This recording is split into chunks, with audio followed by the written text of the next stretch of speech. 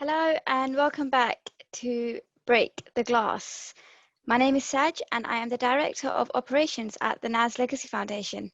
The foundation aims to support young people throughout education. We encourage positive integration and facilitate interfaith relations throughout. We do this via our diversity program, our NAS Bukhari Awards, and our interfaith gatherings. Information on all our programs can be found on our website www.naslegacy.org. This series is brought to you by NAS Legacy and with our partners Rising Girl. I will now pass it on to my amazing co-host for the day, Em. Hello everyone, and thank you for joining us. So I just want to tell you a little bit about Rising Girl.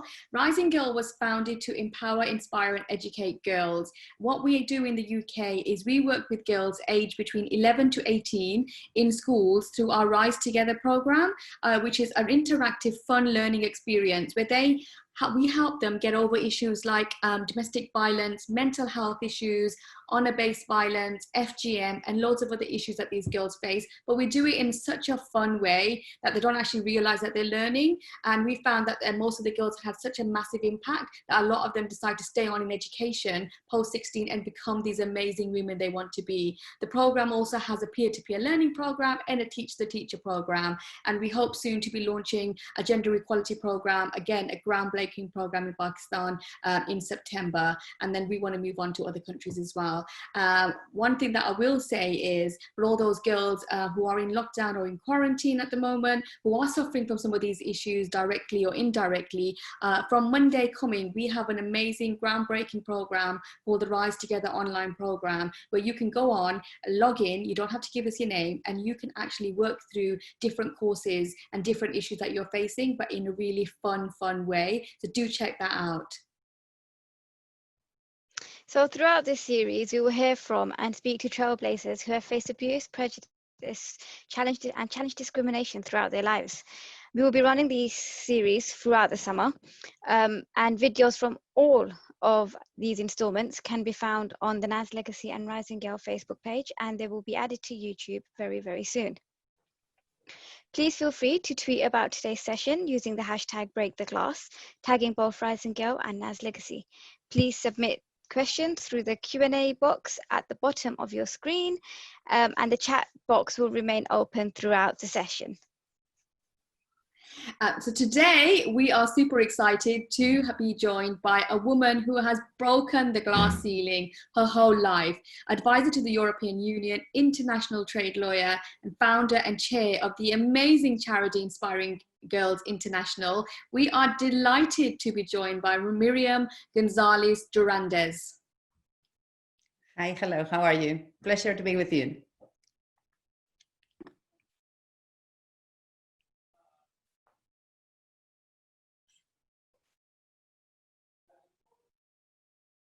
Thank you, Miriam. The floor is yours. We want to hear your amazing story. Well, I have been good night for you, probably good morning for me. I'm in California today, and I have been asked to give you a little bit of idea of how my life has been from cradle, I have been told, until now. And probably I should start by saying that I was born in Spain, in rural Spain, in a very small place. We are around 3,500 or 400 people or so, but we like to pretend we are 4,000 because we think that that's a much more glamorous number, but it really is a quite small place. And I was born during the dictatorship in my country. I was 8 years old when the dictator died, and it was a particularly tricky time for women. When I was born, women in my country could not have a current account, they could not travel abroad without the permission of their husbands. So it was a little, or their parents, it was a bit of a dark time, really, when we were coming out of it, but it was still a bit of a dark time in the country. And my families on both sides, my father and my mother, were the very first ones in their families who had gone to university. They came from families of farmers. My father didn't have means to do that, and therefore he enrolled in the church and then stepped out, lucky for me, otherwise I would not have been born. And my mother, it was even more unusual because women at that time, there were very few who went to university. But the things that I remember, I was very little, but what I remember about all those years and my early teenager years is, first of all, my grandfather, who was a self-taught farmer, but quite modern man, kind of brainwashing myself and my sister about economic independence. You know, he kept saying, economic independence is the key to freedom. And I think that he told me that so many times that I almost have it engraved in my DNA. The other thing I remember was my mother working, and she was one of the few women who work in the village. She's a vocational teacher. She has taught chemistry to pretty much 3 generations of people there. But to me, as a kid, as a little girl, the feeling I remember is seeing her having to justify how she wanted to work, and also having to explain to people that she wasn't really disrespecting my father by doing so. And the third feeling I remember from that time was the feeling of change. This was Spain coming out from the dictatorship and now starting the first steps in democracy, and it was a really positive time, and there was a lot of social mobility. And I think that for me, that was a stroke of luck, really. If you come back to my village, many of the friends that I had there when I was little, when I was studying there in the primary school and then the secondary school where I studied there, many of them are still there. And it's not also obvious to think, how do you go from there to having an international career? And I think that it happened to quite a few people in my generation because there was this enormous amount of positive movement. And I have thought about this a lot. People say, like, you know, provided you are given education, you can do whatever you want. For us, it wasn't so much that we were given education, it's the fact that we were made to believe in education. And I have ever since really taken it almost as my right, that, you know, it was my right to do whatever I decided to do in my life, provided I put enough effort into it. And that is something that I try to tell every single girl, that I do a lot of work with girls, and I will tell you later in a program called Inspiring Girls, but I try to tell girls all the time, look, those teenager years, what you do at school in those teenager years is really, really relevant, because in my experience, it either makes you or breaks you. So I did, as I say, primary and secondary school in my village. Then I went to the closest possible university to read law. It wasn't a particularly good university, but it was a fantastic time, really. And I was that kind of person, a bit of an annoying person, really, who applies for everything. I have always had quite a lot of energy, and every kind of program for possible scholarships, I would apply to it. And I think that it was simply because of probability that I had applied to so many that I ended up getting 2 possible scholarships. One was to do ecclesiastic law in Italy, and another one was to do European law in Bruges. So there was no contest. Of course, I ended up going to Bruges. And that was a very, very important time of my life for me, because it was the first time that I properly stepped out of Spain. I went to another country. I was in an environment where there were people from all different nationalities, in particular, all the European nationalities. And it was that kind of realization of different is good. We are all different. And yet there is much more that brings us together than keeps us apart. It was also a very important time for me because that is where my husband Nick and I met, and we have been together. We have been together ever since, and now we have 3 sons. One about to go to university, that I can hardly believe that is the case. But it was the good years of internationalism. It was the the Berlin Wall had just fallen down. It was this feeling that there could be lots of positive things in the world. And to me, that Europeanism has stayed with me ever since, to the point that if there is something that I really, really want my children to have towards the future, is that commitment to European values, that commitment to human rights, to multilateralism, to understanding that the arrogance of each country, we need to put it aside, because we are better when we cooperate with each other, that commitment to freedom of expression. And to me, that is a bit of a leitmotif in my life since that time.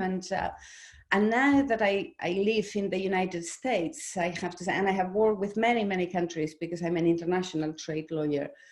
So I have traveled a lot and worked with people from lots of different countries. But I have to say that the more I work in other places or I live in other places, frankly, I think that the more European I feel.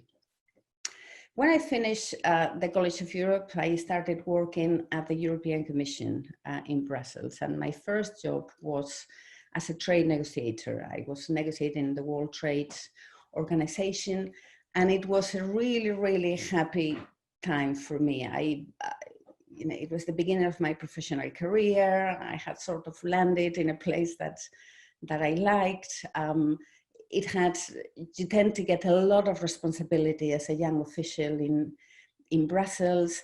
And I think that job is my biggest regret. You know, when you have a job that you think, I'm really, really good at this, and it sort of comes natural to me to do something like this. And I ended up moving on because other opportunities came in. But I have always looked backwards with a little bit of nostalgia, thinking, well, perhaps I should have kept doing something that I liked as much as that. And I consider myself much more of a vocational negotiator than a vocational lawyer. But I moved on because a British man, actually, Chris Patton, who was Commissioner for External Relations, asked me to become his advisor on trade and Northern Africa and Middle East. And those were very, very busy years. It was pretty much everything, every problem that you see now in the area started pretty much around that time. It was the time of the second Intifada. It was the time of the beginning of the problems with Syria, with Iran. It was the aftermath of 9/11. So it was super intense. A lot of traveling, a lot of emotional intensity also.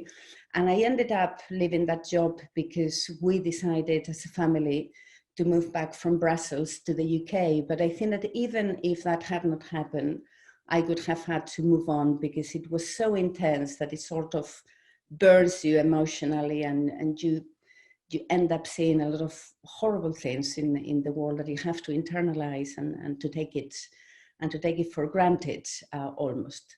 But we went to the UK. I had a little bit of an interlude going to the Foreign Office. That wasn't for me. I thoroughly enjoyed seeing it, but a bit more traditional diplomacy. I'm not very good at traditional things. I like innovative environments.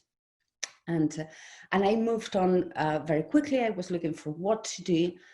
And a law firm at that time, the LA Piper, allowed me to set up the first only trade practice in the City of London. And at the time, trade wasn't really what lawyers did. It was only corporate lawyers who did a little bit of trade. And these people had the vision to see that that was an interesting area. So they gave me the chance, told me, look, put together the practice, and it was very successful because we started tapping in an area before anybody was there, and then we started doing compliance, and when everybody else came to do compliance, we started doing investigations, and that is really the beginning of my legal career as an international trade lawyer. And I moved from that firm to a smaller firm, and recently, 2 years ago, to an even smaller firm. So my career has been, instead of going towards the bigger law firms, I have always liked the more specialize the tighter teams, and I'm a great believer in quality over volume, really. During all this time, I had 3 children, 3 boys. There is a lot of testosterone in my home.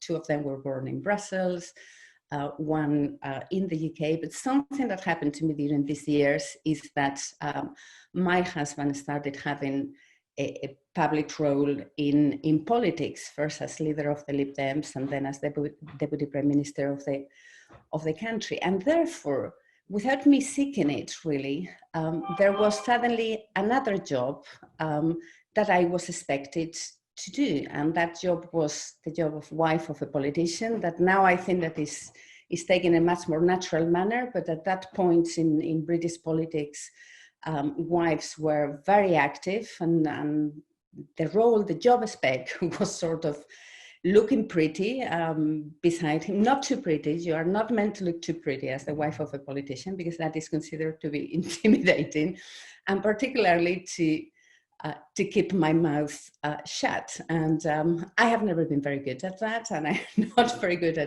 at being told what I have to say or I cannot say. So I think I can honestly confess that ever since that time, I think that I have kept speaking up publicly as much as I can. And it's probably because out of stubbornness to have refused to be silent when the media in particular wanted me to do so. But one of the things I feel most proud of during that time, that it was tough, you know, to be in the public eye. You need a lot of emotional and psychological resilience not to end up being affected by any comment that is made about you. But one of the things that I and we as a family feel most proud of is that we managed to go through all that without losing our sense of happiness and our sense of humor. And my family is a happy family, and we think that we managed to do that together because we were very determined that that would be the case. But the other thing that I feel very proud of, and I have to thank that really to my husband being involved in politics, is that I managed to launch with a strength. I would probably have done that anyway in a different way, but I managed to launch with a strength, Inspiring Girls, that at the time I did it only in the UK to start with a different banner. It was called Inspiring Women. And then in 2016, I made it international, focusing on girls, then just called Inspiring Girls. And it's a very, very simple idea. It's about connecting female role models with girls and just inspiring them to do whatever they want to do in life, but to do it with ambition and to do it well. And it has been a fantastically successful initiative. We are right now in 16 different countries. There are 2 more, the US, France, and I will tell you, the people who are here in Inspiring Girls will kill me for telling you, but we think that we will be launching very, very soon in Venezuela as well, that I'm particularly happy about, and we will reach 20 countries this year. And it's one of the things that, you know, if I look back in my life and what do you feel particularly happy with is to have launched that, not only because of the effect that it has in girls, but the kind of women I have met doing this is absolutely humbling. And it has made me even more convinced of something that I knew beforehand, which is that inside every woman, there is a female role model, and all that woman needs is a little bit of a chance to tell her own story. I have been asked to tell you what is the biggest challenge that I have found in the law, in my profession as a trade lawyer. And it's not that I don't want to answer the question, but I really have to say that that for me, the law and my job is not a challenge. For me, it is pleasure. And, you know, of course, I deal with difficult situations, and the biggest thing for a lawyer always, I think, is how to practice law, that you are helping people in difficult circumstances while keeping your own integrity and being able to make the judgment as to where something has gone over the red line and you have to withdraw. But even those situations are nothing really in comparison to the challenges that you meet in life. I lost my father when he was only 4 years more than I have today, unexpectedly in a car accident. We as a family have had many changes. One of my sons, my eldest son, had cancer at a point, a lymphoma. And really, when I look backwards, now that I have the perspective of a 52-year-old woman, I can honestly say nothing, pretty much nothing that you will find in your professional career comes to the level of what you will find in life. And don't get me wrong, I'm a bit of a workaholic. I put a lot of energy in my job. I work intensely. Between work and life, really the issues are in life, and therefore that is where you need to put, or I try to put, as much attention as possible, and never forget that whatever you do in your job, you need to have a certain perspective over it. And I would probably finish by telling you, I'm sounding a little bit like the old woman trying to look experienced, but it really, this time of the lockdown, and it allows you to look backwards to your life and to try to see, what has gone well and what has gone less well. And I think that's something I'm very acutely aware right now at this point in my life, is that when I started, I sort of thought that it was okay just to do a good job and to be a good person in your immediate surroundings, with your family, with your friends, and that the kind of wider world, it took care of itself. I was mentioning it earlier, it was a positive time. The world was going places.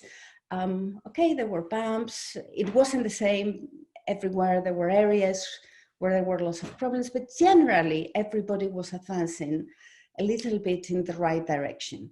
And that is the main change I have seen during my life, that we have had points where we can really say that unless we all work in the right direction, the world could go the other way, and we could start losing freedoms, and we can start seeing things that my generation never saw, never thought that they would be possible.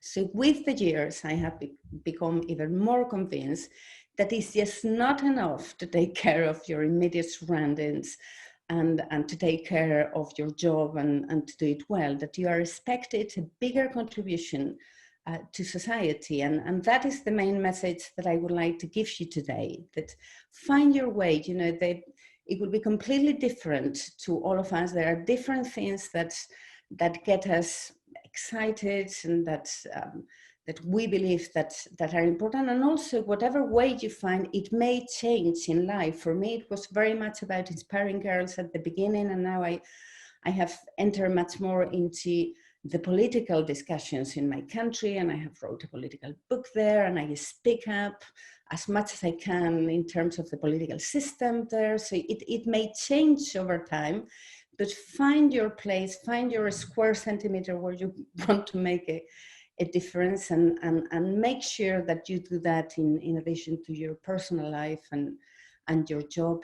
because I think that's the only way forward really for this society, is making sure that we all feel that there is something where we can contribute. I think I should probably leave it there. Those are the 20 minutes I was given, and like that we can take up questions, which I'm sure that would be much more interesting than me just talking.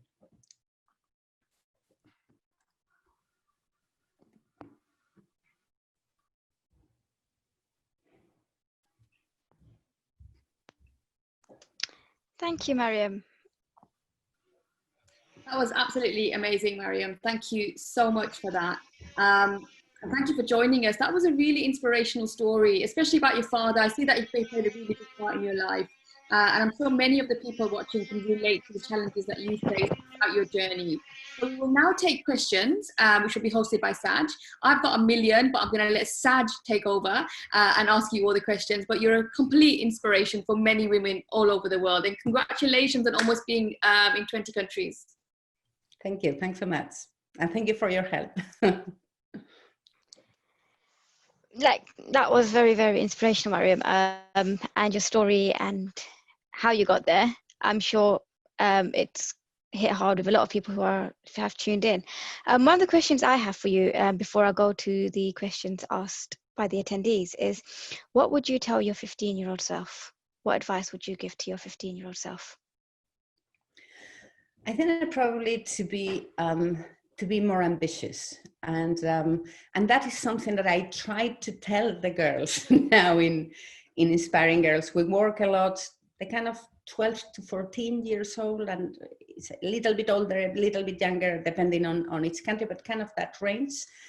And I probably go over the board telling them, look, life brings you down later on. So whatever is your objective, you will meet difficulties. There are things that happen to you, whether it is related to your family, related to the circumstances. You know, you need a great deal of luck in life. So it's just not good enough that you set up, you know, X objective thinking, I really, really want to hear, and that is it. You normally need to go a little bit higher and then be flexible enough to adapt. And I, you know, in Spain, when I was born, and those years afterwards, I think that even now, actually, there is a big focus on stability, having a stable job. So the bit that our parents always wanted us to do was to become a civil servant. And for a girl like me at the time, that, you know, I had good marks, I worked very hard,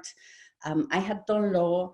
And the obvious way forward was just do one of the public exams and become a notary, or to lead one of the property outlets there. We call it the register of property. And it took an effort for me to say, no, that's not where I want to land. And I want something which is much more dynamic. And you know, I think that the higher you aim, then you may end up with something which is not completely what you wanted, which is absolutely fine, because life sort of works out itself. But you need always to add a little bit of ambition to wherever you want to go, and to forget about the fear, because the fear never, ever works. So following on from that, you obviously wear a lot of different hats.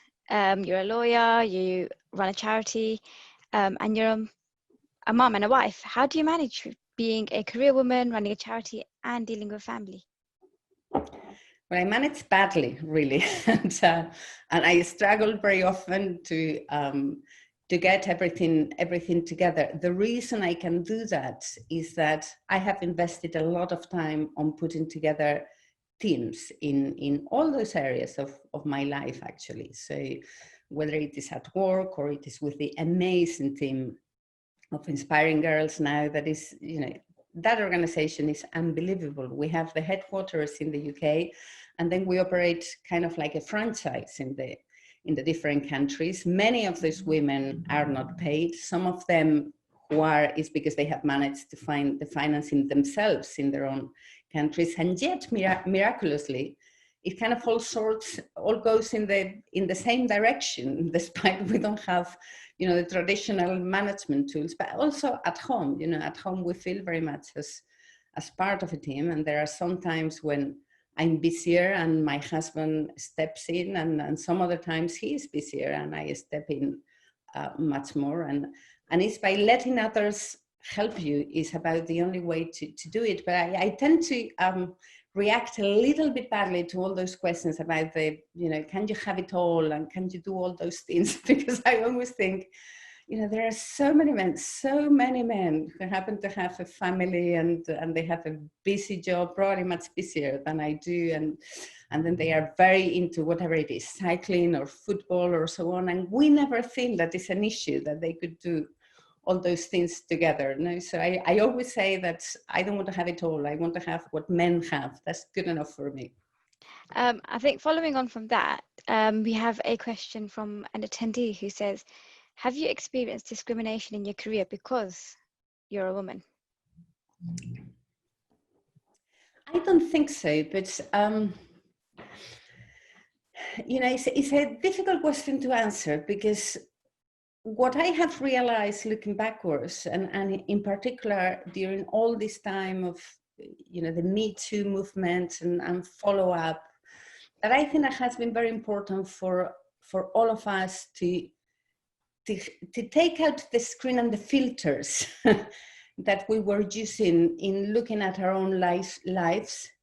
And there may have been moments that at the time I didn't consider that it was a discrimination, and that nevertheless they were discriminations in my life. And I sort of, I went on all the time, but it is true that, I have lost a job once to somebody else, and I thought that it was really, I was made to measure to that job, just to find out immediately afterwards that the person who got it was having a sexual relationship with the boss. At the time, there have been moments in meetings that I was expected to have a lower role than I really had, and it was simply because I was one of the few women there.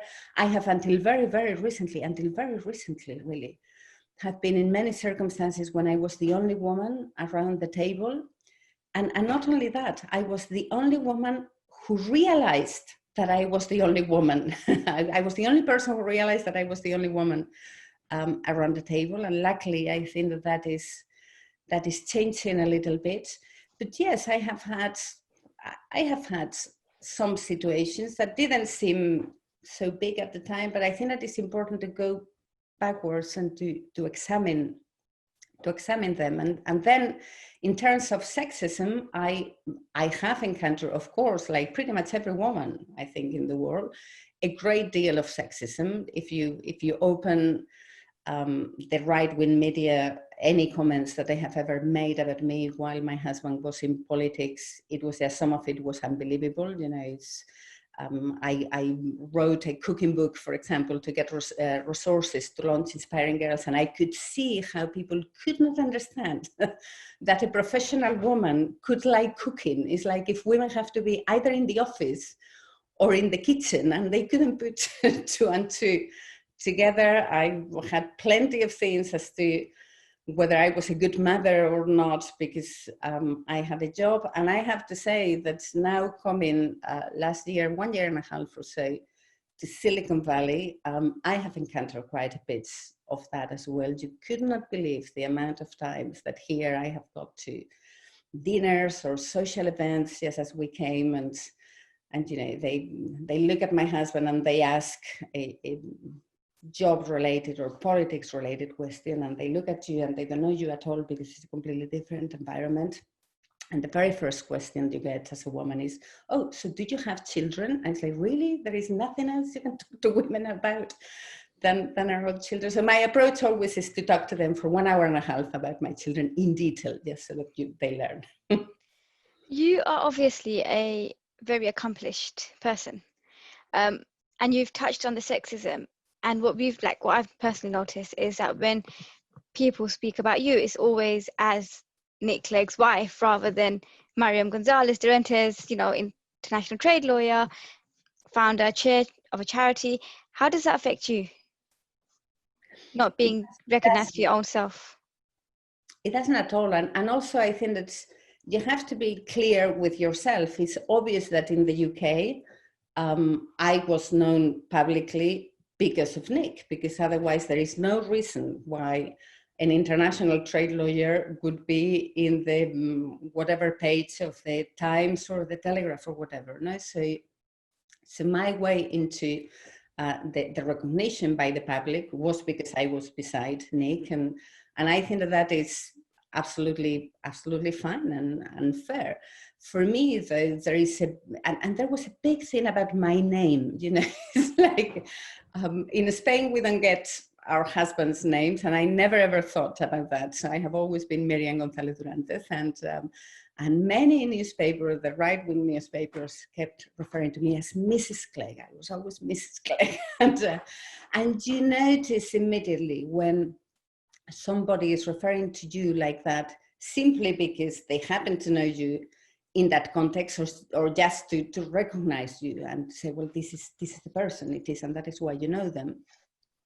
And when what they are trying to do is to tell you that you don't have any value, and the only value that you have comes because of the man you have married or the man you have had children with. And I think that we have all experienced that at some point of our life, not that they consider that the men that we have children with, or we married, or we sleep with, or whatever it is, we are friends of, daughters of, is what really determines our life. That clearly is not the case. And I always, I made the point of calling it out, but I am called, very often people introduce me and then they say Nicola's wife, and I think that is absolutely fine, because of course they know me in that context. So, you know perfectly well. It's very easy to see the intention of the person doing so. So you mentioned the media. When you were in the UK, how did you deal with the constant media scrutiny? Well, badly at the beginning. I was quite upset about that at the beginning. I remember just before the 2010 election, I had gone to Spain to leave the children. They were very little, and I had taken them to be with my family, because I thought during the campaign it would be better if they are not here. And I came back from the airport, and as I went to the house, Nick wasn't there. He was already campaigning. There were two paparazzis in two cars just in front of the door of our house, and they started taking pictures. So I ran in and I said, wow, it hasn't even started the campaign and they are already taking pictures. And those paparazzi stayed there during the whole time of the campaign, and they took pictures anytime I would go to work, every time that I would go for a pint of milk, whatever it is. And the whole thing was about saying what you were wearing, how you were wearing it, if you were looking good or you were not looking good. And I had sort of made up my mind that if I could go through the election, it was going to be 5 weeks. It's like, okay, you are going to just go on through this and don't care too much about what they say. But of course, that election led to the coalition government. So as soon as the results came, instead of having 2 paparazzis outside the door, there were 50 paparazzis outside the door when they were negotiating the coalition. And then that kind of focus on how you look and what you do, that kind of continues. And I think that, I have always accepted the public scrutiny. So in terms of what I do, whether I do something which is not legitimate or so, of course they need to look into that. That comes with the territory of being close to somebody who is in politics. What I took badly was the kind of clothes thing. And so whenever I was at a meeting with Nick, there would come one of the media advisors saying, oh, they want to know what kind of, where did you buy that shirt or whatever. So they were forever looking at the labels in my clothes. And it's like, oh, really? Do I really need to deal with this? And then suddenly I had this moment that I was on holiday in Spain thinking, like, why do I have to deal with this? And that went into, but why don't I do something with this? So if they want to come to look at the clothes, why don't we use it for something good? And that is frankly how Inspiring Girls started. And from the moment I put that together, it kind of reversed everything, because it was like, come to see the color of my shoes, or I will tell you about my shirt, provided you really give coverage to Inspiring Girls and we can turn it towards the positive. So it started badly, but now I'm actually quite grateful that they were so interested in such menial things. That's interesting. What advice would you give to young girls who aspire to be lawyers? I think that the main thing in the law, in my view now, is not to specialize too much. And it's almost counterintuitive, because when I started studying, they were all trying to push us to, do you want to be a criminal lawyer? Do you want to be a property lawyer, a family lawyer? And you need to start very early on. And I'm part of the generation that's used to sell a specialization. And that is a very female thing to do also. We want to be the very best at whatever we want, and we really dig deep. And I think that what is happening in the law now is that the lawyers are becoming less of specialist advisors. A lot of the legal advice will be covered by artificial intelligence very soon. A lot of the corporate work, for example, or the contractual work, we don't need to do it anymore, because it's just a matter of time that we can replace that with procedures that lead to pretty much the same result. The same is happening in investigations, by the way. A lot of the analysis can be done now without really involving any of us, or at least not dedicating so much time. So I think that the law is going towards the more general advice. And what I would tell the girls is this: don't abandon everything else. Don't abandon the English. The being able to write clearly is so important.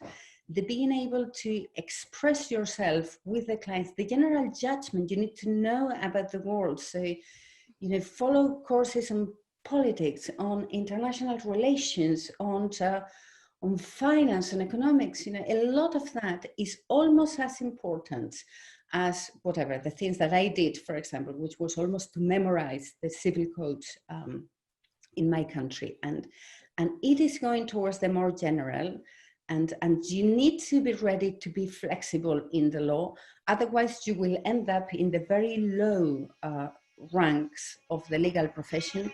And that's no fun. That really is a no fun place to be in. Part of the problem in the legal profession is that there is a very big gap between the good jobs and the beginners' jobs. So you really need to try to jump as early as possible. Otherwise, many people get burned and then abandon. So we have a question from an attendee. He says, thank you for your talk today. You're such an inspirational and phenomenal woman. There's a lot of expectations on women today to have a perfect job, husband and family, look perfect, and the list goes on. What advice would you give to women on how to juggle the expectations put on them by society and keeping their own identity? I actually don't agree that that the pressure now is on being perfect. I think that has changed a lot over the last 10 years. And I do quite a bit of reputational advice also, and look also at the communication side.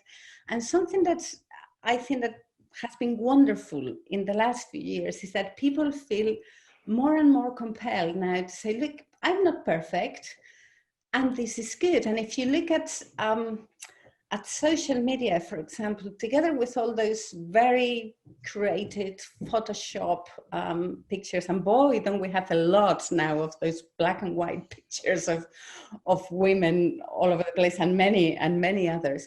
But there is also the kind of just, look at my belly, look at my cellulite, look at, this is me, and I'm proud of it, And I think that has happened also more generally. In Spain, for example, there is this group of, which has become super popular in the country, is the bad mothers. It's like, we are bad mothers because there are all these things that are expected from us and we don't manage to do that. And the same with men, actually. You're much more encouraged now to be your authenticity is the thing.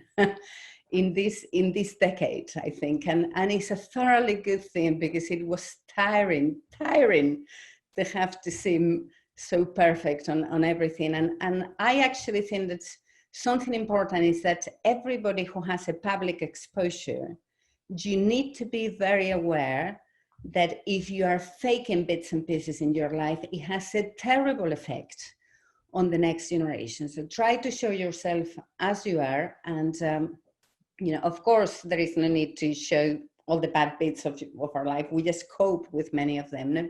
But be authentic, and don't try to present a picture of yourself which is not real, because you have a responsibility towards the next generation. You mentioned the pressures of social media and the photoshops and the black and white pictures, another question we have is, do you think social media is a problem for our youth? I think that everything is a problem for our youth, and everything can be used positive or negatively. I have to say that I'm not objective because so I would not have been able to do Inspiring Girls without social media, and in particular without Instagram. I would not have been able to do it. Instagram and LinkedIn have been the two ways where I have been able to contact with different countries and to get the ball rolling and people knowing about it. And there are lots of ways in which you can do fantastic things. For example, there have been some studies from the BBC, I think it was last year or so, but really interesting, saying if you get girls and boys following some inspirational women, it changes completely their dynamic. So it's not so different really to get them to look at the positive things. No? And I think it's like everything else. You can use it well, you can use it badly. And what we cannot do, I'm the mother of two adolescents and one about to enter into adolescence. And the fact that they can now spend a lot of time on their own with computers and whatever, doesn't mean that I don't have the responsibility anymore to check what they are doing. So in the same manner that when I was little, my parents were responsible for knowing who were my friends and who kind of people I was mixing with, the same happens with social media. You know, your responsibility is still there, and it doesn't replace your parents. Right, I know we need to finish very soon. So I'm gonna ask you a couple more questions. The first one being is, how do you maintain such a positive outlook on life? And then to end with, being a busy person, how do you relax? So the positive outlook, it's very little merit because I think that part of it may be genetic. I think that I'm an optimist by nature, and it's not that I see the positive thing, but my instinct is very much, if something is not working, what can we do to help? And I think that from the moment that you have seen, I can do this bit, and it doesn't sort it, but at least it helps to sort out the problem. I think it is much easier to have a positive outlook. And look, I'm like everybody else. I look at the world and I think like, oh my goodness, where are we going? Is this ever going to go back to normal? It was already a very challenging situation in the world beforehand. But hey, here we are. I'm in the US. There will be presidential elections very soon. There could be massive changes. 2021 could be a challenging year, but it could also be one of the best years of our lives. And our duty is simply to see how can we help in the little square centimeter of our life to make things better for everybody. And how do I relax? I'm bad at relaxing. Because I tend to do lots of things at the same time. But I run 4 times or 5 times a week. I love reading. It's one of the biggest pleasures in my life is reading. I play piano. I used to play a lot, but now my eldest son plays better than me, and it really bothers me, and I'm quite competitive, so I play a little bit less now. And then it's part of what I have found now with the lockdown and the Zooms and the WhatsApps and all that is that we can all spend much more time with our friends, even if we are not close to them. And that is how I also relax. Yes, talking to my friends and just time with the people you love, really. That is the best way to relax. Thank you, Miriam, for joining us today. It has been an honor to have you with us. And we really, really wish you well in the future and look forward to what's next for Inspiring Girls. Thank you, and thanks for all the work that you are doing in the foundation, also in Rising Girls. I think that the impact that you have is fantastic, really. I wish everybody would do as much as you do. Brilliant. Thank you for everyone for joining us today. A big thank you to our supporting partners, Inspiring Girls, Redbridge Council and Fawcett Society. We hope you can join us again next week at 2 p.m. when we will be joined by anti-racism campaigner, women's rights activist and MP, Dawn Butler. Joining details are on our website and social media, and we'll be shared our videos on social media. Any questions, do email us. Thank you so much, Miriam. Thank you. Goodbye. Bye.